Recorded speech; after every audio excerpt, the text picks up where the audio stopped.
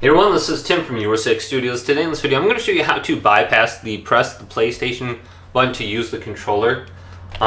So what you want to do is plug in your controller with a USB cable. So you can see if you are using like a third-party one, you can try this too. So just plug it in. Now when you plug it in, you're going to see this orange light that's blinking. Just like this. That means it's charging. You want to press the PlayStation button a few times, and then your controller will connect and you should be good to go.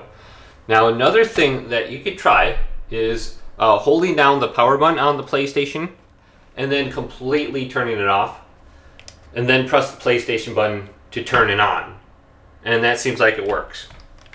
Now a third thing that we could try is just booting this into safe mode. So hold down the power button when it's on, you'll hear one beep, and then you're going to hear another beep, and this will turn it off. Now you're going to have to plug in your controller with a USB cable, just like this, and this will allow you to operate the safe mode menu.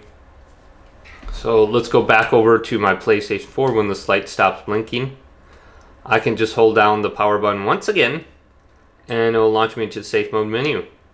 So let's wait, and this should be done. Now hold down the power button, and then you're going to hear a second beep once again, then let go. Now with our controller plugged in, let's go up to the top. It says press the PlayStation button. Okay, let's do that. Then go on down to option number 5. Press this, go to OK. So rebuild the database on your PS5 or PS4, and it's going to restart. And it's going to bring you to this blue screen that gives you an estimated amount of time.